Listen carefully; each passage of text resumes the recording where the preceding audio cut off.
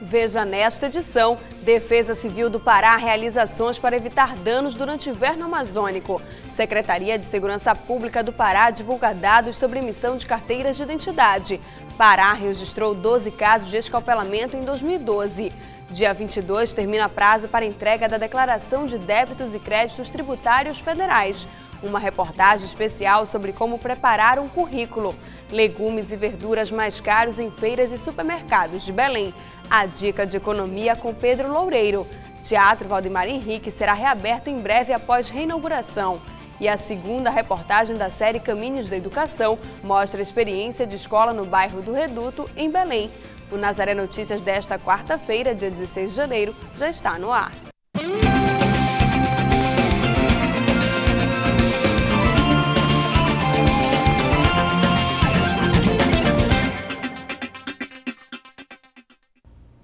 Olá! A edição de hoje começa falando das ações que a Defesa Civil do Pará está planejando para evitar danos causados no período chuvoso. O principal objetivo das ações é prevenir e garantir a segurança da população paraense. A reportagem é de Caroline Guimarães e Fábio Nascimento.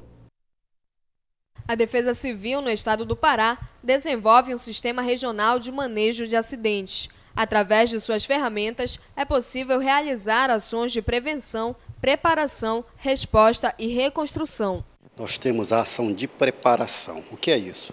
É a capacitação dos agentes de defesa civil dos municípios, que prevê, entre outras coisas, mapeamento das áreas de risco, cadastramento de famílias que residem nessas áreas de risco e outras ações necessárias nesse momento, que a gente chama de preparação, que antecede a fase de resposta, que já é a ação de socorro propriamente dita.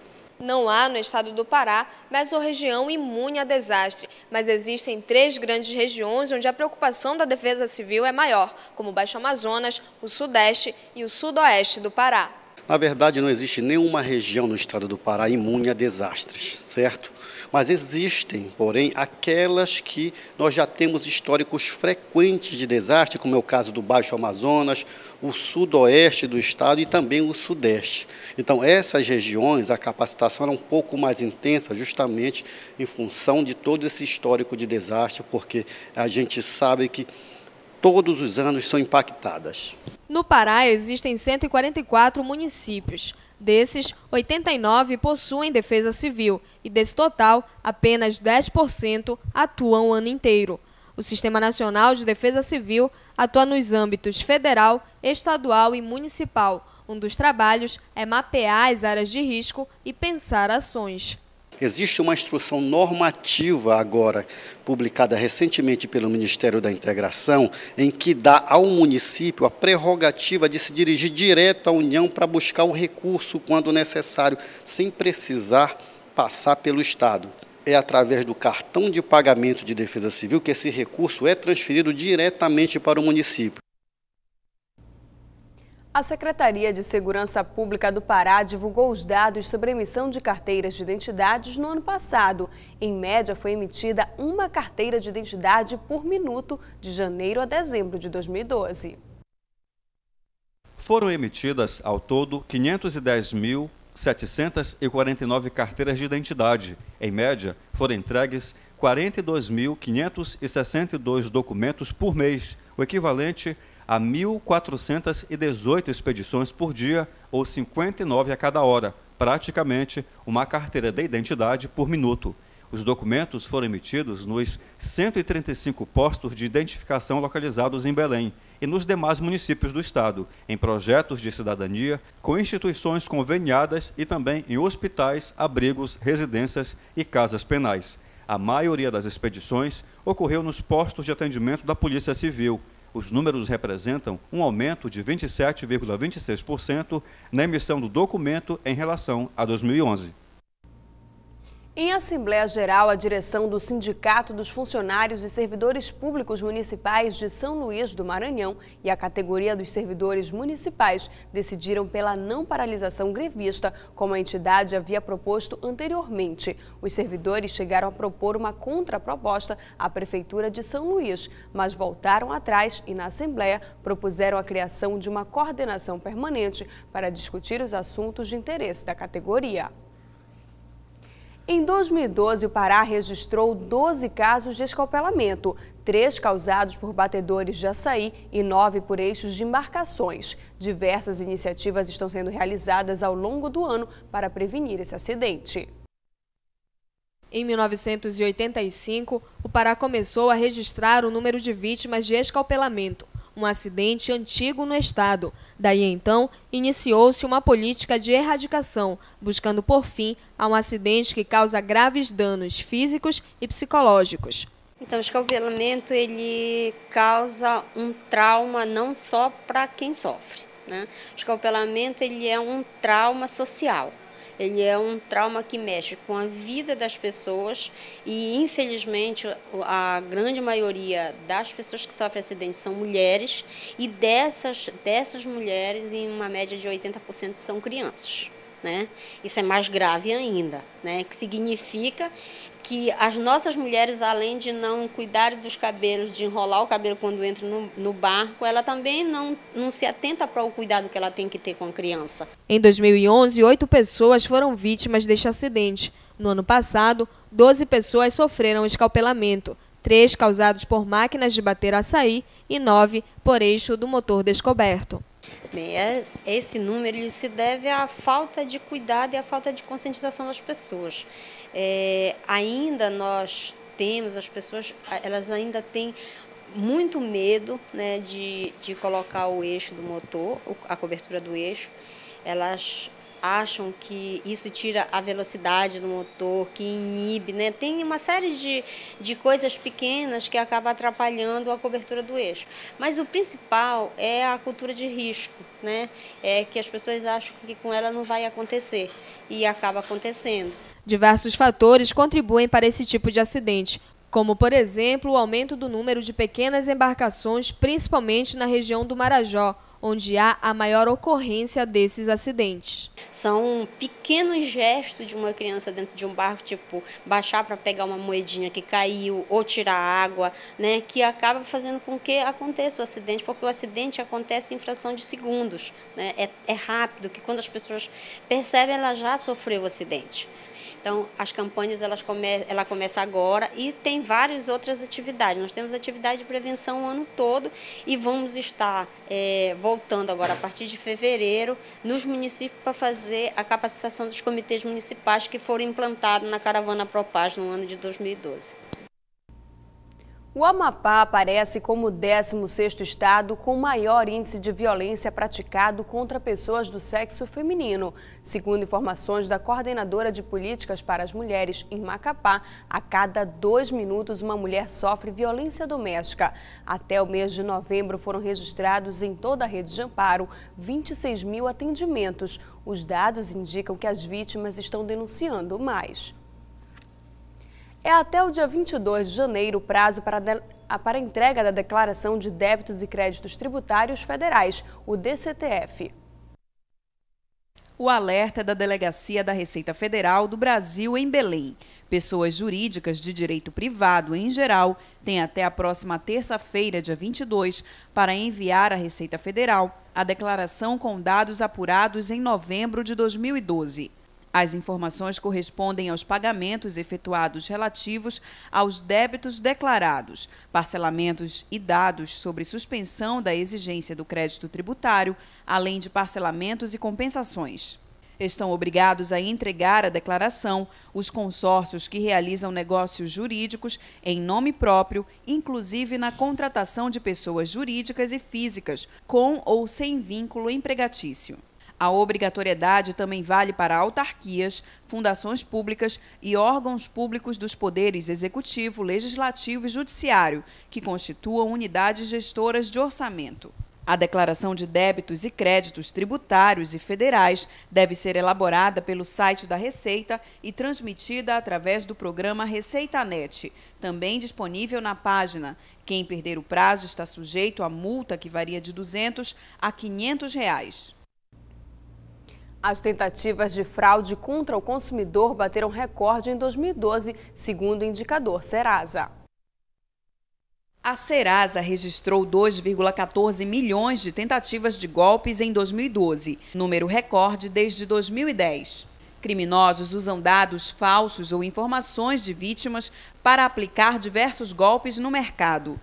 A cada 14,8 segundos, um consumidor brasileiro é vítima da tentativa de fraude, conhecida como roubo de identidade. A principal intenção dos golpistas é de não honrar os pagamentos ou fazer negócios sob falsidade ideológica. O setor de telefonia assumiu a liderança em 2012, com 749.213 casos de tentativas de fraude, 37% dos registros. Os setores de serviços também sofrem com as tentativas de fraude.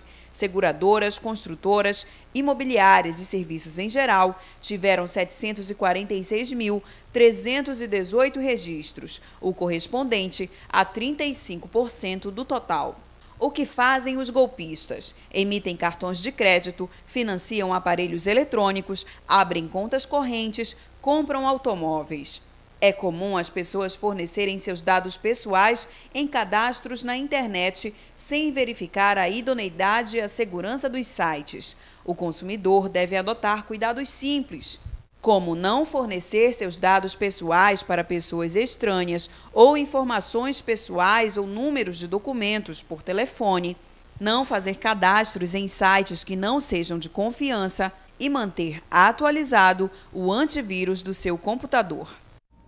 O Conselho Estadual de Trânsito inicia suas atividades no estado do Acre a partir do próximo dia 6 de fevereiro. Ele foi constituído através de decreto publicado no Diário Oficial do Estado, como determina o Código de Trânsito Brasileiro. Entre as principais atribuições do CETRAN está o julgamento de recursos contra as decisões da Junta Administrativa de Recursos e Infrações de entidades e órgãos estaduais, em casos de inaptidão física, mental e psicológica. O Conselho também indica um representante para compor a comissão examinadora dos candidatos portadores de deficiência física para a habilitação de conduzir veículos. E você acompanha ainda nesta edição uma reportagem especial sobre como preparar um currículo, legumes e verduras mais caros em feiras e supermercados de Belém. A dica de economia com Pedro Loureiro. Teatro Valdemar Henrique será reaberto em breve após restauração. E a segunda reportagem da série Caminhos da Educação mostra uma experiência de uma escola no bairro do Reduto, em Belém. A estruturação de um currículo é o primeiro passo para a conquista de uma vaga no mercado de trabalho.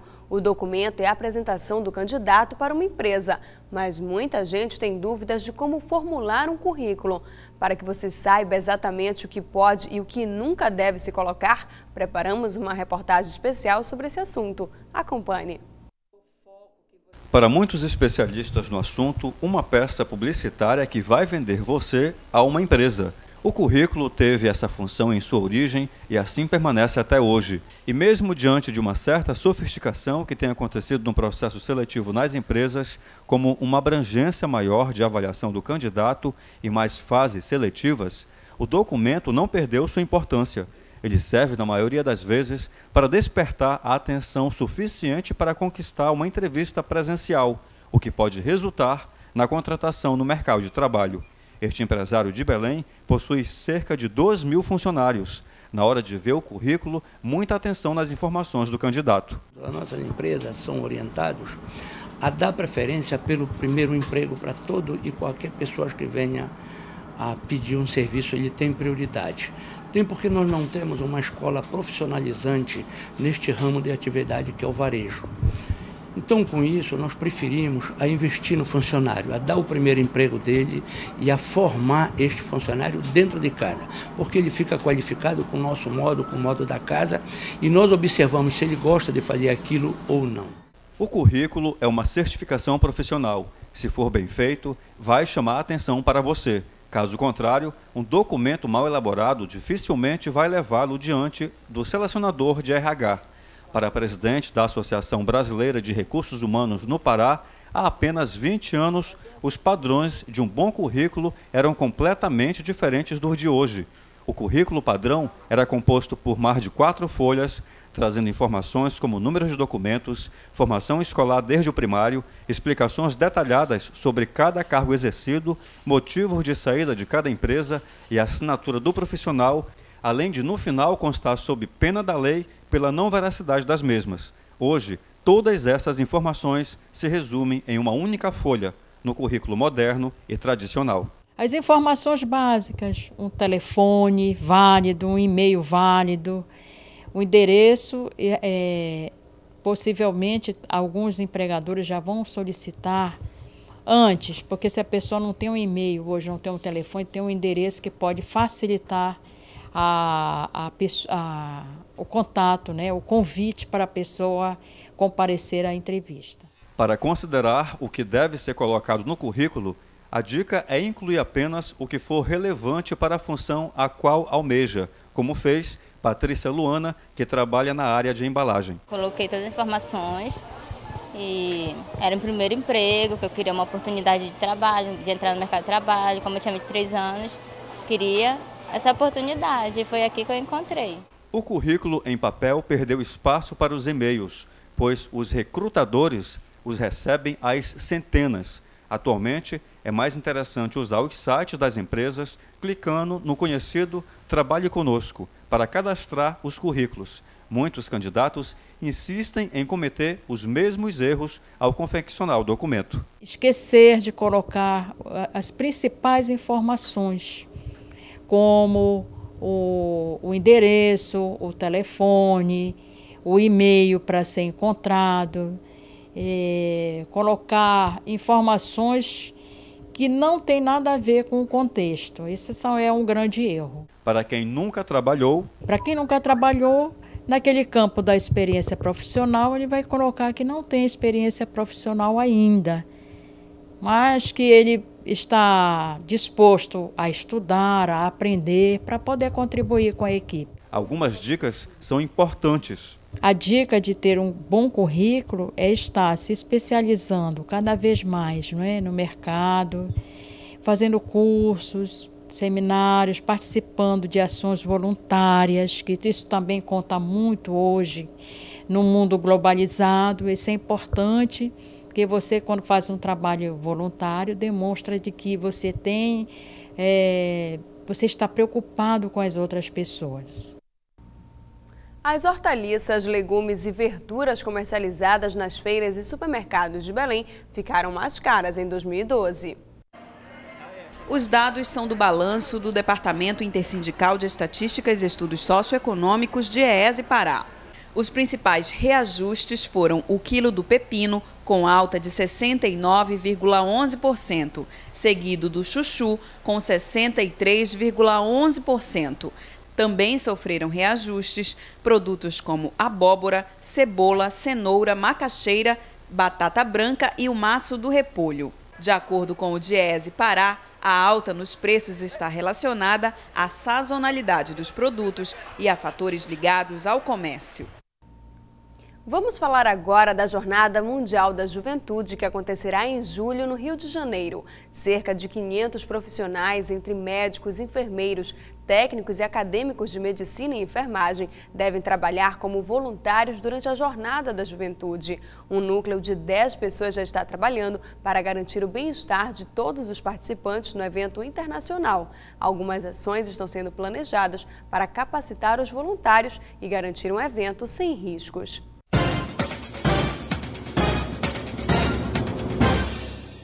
A pergunta que vamos responder hoje é de uma dentista que disse viver de cabeça quente, tentando controlar suas finanças pessoais e a de seu consultório. Segundo ela mesma, está tudo uma bagunça e o dinheiro acaba antes do final do mês, mesmo que ela receba uma ótima quantia mensal. No máximo, dá para passar o mês, mas não sobra nada para investir. Ela quer saber o que fazer e se diz muito econômica. Bom, eu vou tentar responder. Além de todos os cuidados mencionados sobre os controles de gastos, existe uma dica de ouro para profissionais liberais: separar a vida financeira profissional da pessoal. Usando o exemplo dos dentistas, mas servindo para arquitetos, engenheiros, publicitários, advogados e demais profissionais liberais. Contas correntes e cartões de crédito específicos para o trabalho e para a vida pessoal. Nunca devemos misturar as despesas do consultório ou escritório com as da família. Isso é fórmula para dar errado. É muito comum as contas se misturarem e os controles irem para o espaço. O correto é o profissional fazer uma retirada mensal como se fosse um assalariado, com remuneração variável sobre a produtividade do seu trabalho. No início, será difícil se acostumar, mas não há outro caminho seguro. Inclusive, os investimentos devem ser separados. Alguns para manutenção do negócio, seja ele consultório ou escritório. Outros destinados aos projetos pessoais e de aposentadoria. Estamos no início do ano e este é um bom momento para recomeçar de forma mais organizada. Quem conseguir, verá suas finanças melhorarem com certeza. Até a semana que vem.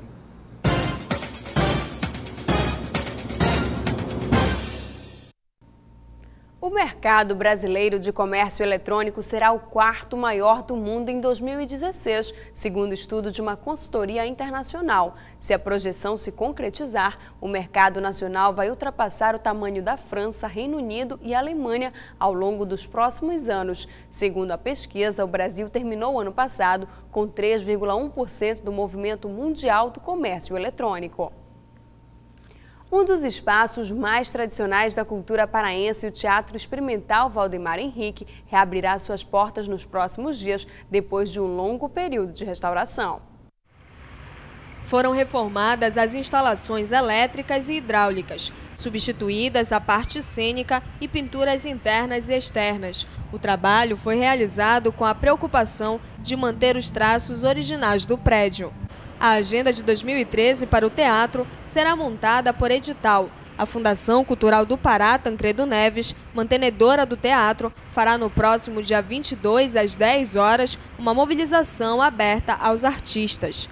O encontro busca promover a participação dos envolvidos com a rotina do espaço, que estarão responsáveis por definir e organizar a programação do Valdemar Henrique para este ano.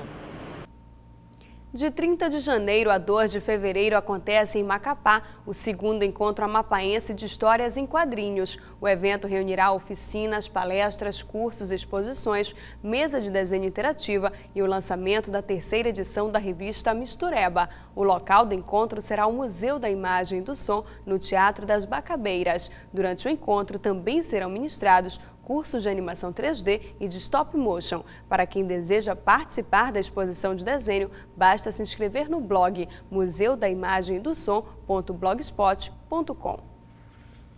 Na segunda reportagem da série Caminhos da Educação, vamos mostrar a experiência de uma escola localizada no bairro do Reduto, em Belém, que foi destaque no Índice de Desenvolvimento da Educação Básica, o IDEB, do ano passado. Os alunos da escola tiraram a melhor nota das escolas públicas da capital paraense.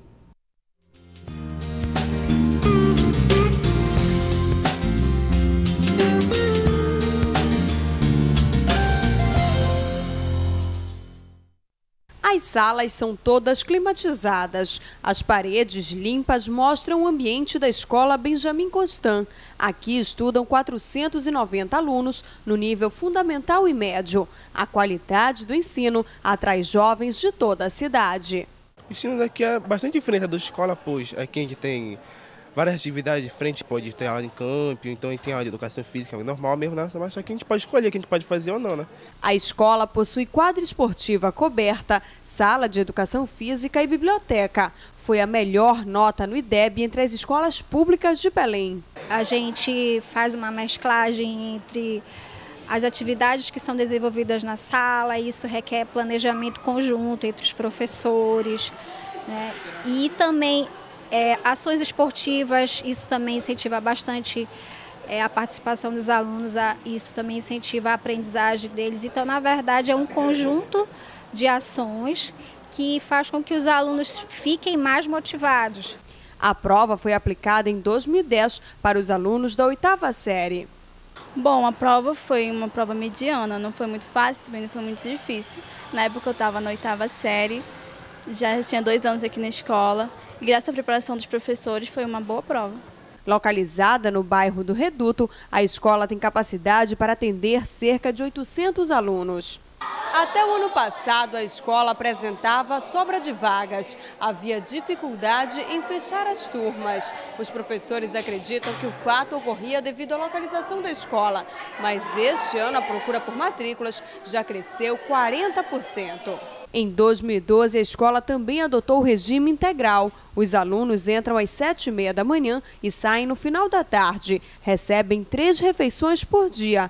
Aliado às atividades, o empenho dos professores incentiva os alunos. Eu fazia 7ª lá na outra escola e eu acho que o ensino aqui é bem mais forte, prepara para o vestibular, ajuda muito, assuntos que é para a gente dar no primeiro ano, a gente já está dando na 8ª, entendeu? Já prepara o aluno para ir para o primeiro ano, para não ficar muito perdido, entendeu?